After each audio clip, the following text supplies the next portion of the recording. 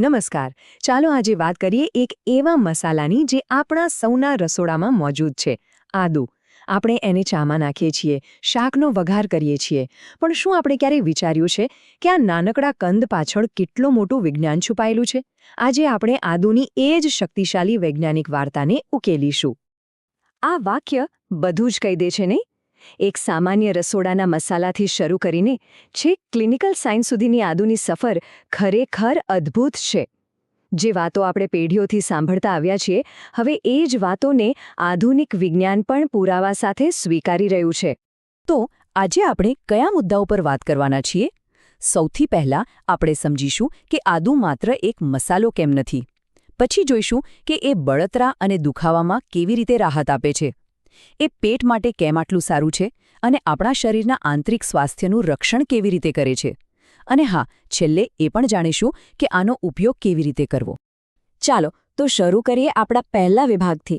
જુઓ, આદુનો અસલી જાદુ એના તીખા સ્વાદમાં નથી, પણ એની અંદર રહેલા કેટલાક ખાસ શક્તિશાળી કેમિકલ કમ્પાઉન્ડ્સમાં છે. આ જ કમ્પાઉન્ડ્સ એને ઔષધીય ગુણધર્મો આપે છે. હા, આ નામ કદાચ થોડા અટપટા લાગી શકે, જિંજરોલ્સ, શોગાઓલ્સ અને ઝિંગ્રોન, પણ સાચું કહું તો આ જ આદુના અસલી સુપરહીરો છે. આ બાયોએક્ટિવ સંયોજનો છે જે આપણા શરીરમાં જઈને બળતરા એટલે કે સોજો પેદા કરતી પ્રક્રિયાઓને કંટ્રોલ કરે છે. એમ સમજો કે આ સંયોજનો શરીરમાં બળતરાના સિગ્નલને શાંત પાડે છે.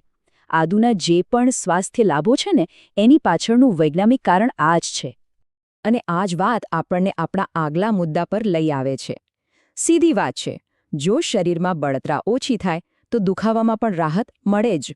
તો ચાલો જોઈએ કે આદુ કુદરતી પેન રિલીવર તરીકે કેવી રીતે કામ કરે છે. ઘણા બધા ક્લિનિકલ અભ્યાસોમાં એવું જોવા મળ્યું છે કે આદુનું સેવન સાંધાના દુખાવામાં, ખાસ કરીને ઓસ્ટિયોઆર્થ્રાઇટિસ જેવી સ્થિતિમાં ઘણો સુધારો લાવી શકે છે. એટલું જ નહીં, જે લોકો વર્કઆઉટ કરે છે અને પછી જે મસલ્સમાં દુખાવો થાય છે, એમાં પણ આદુ રાહત આપી શકે છે. કેમ? કારણ કે તે શરીરમાં સોજાના માર્કર્સને ઘટાડીને એક નેચરલ પેઇનકિલર જેવું કામ કરે છે. હવે વાત કરીએ આદુના સૌથી ફેમસ ઉપયોગ વિશે, એટલે કે પાચન માટે. સદીઓથી પેટની ગરબડ હોય એટલે ઘરમાં બધા કહે, થોડું આદુ ખાઈ લે. અને ખબર છે, આધુનિક વિજ્ઞાન પણ આ વાતને પૂરેપૂરો ટેકો આપે છે. આ એક બહુ જ મહત્વની વાત છે. વૈજ્ઞાનિક પ્રયોગોમાં સાબિત થયું છે કે આદુ ઉબકા અને ઉલટીને રોકવામાં ખૂબ જ અસરકારક છે. ભલે એ પ્રેગ્નન્સી દરમિયાન થતા મોર્નિંગ સિકનેસ હોય, કોઈ સર્જરી પછીની તકલીફ હોય કે પછી કીમોથેરાપીની આડઅસર હોય, આદુ નોંધપાત્ર રીતે રાહત આપી શકે છે.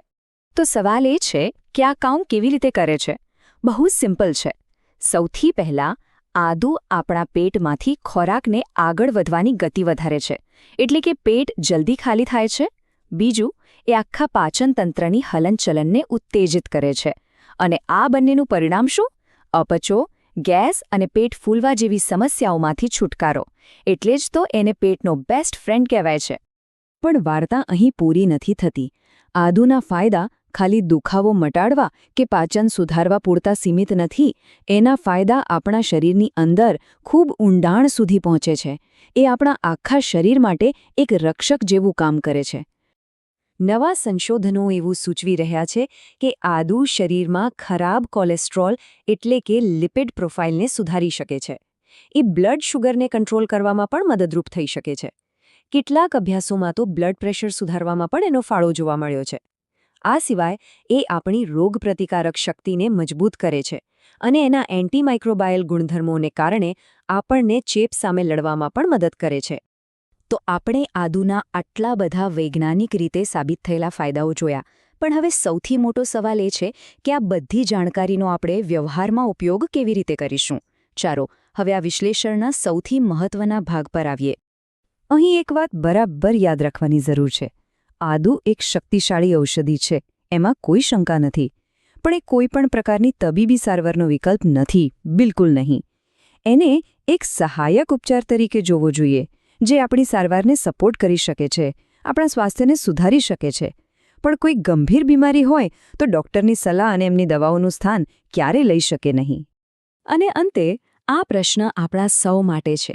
હવે જ્યારે આપણે આદુ પાછળના વિજ્ઞાનને આટલી નજીકથી સમજ્યા છીએ ત્યારે આપણે આપણા રસોડામાં જ પડેલી આ જબરદસ્ત શક્તિનો લાભ કેવી રીતે લઈશું? આ વિચાર સાથે આજનું વિશ્લેષણ અહીં સમાપ્ત કરીએ. વિચારતા રહેજો.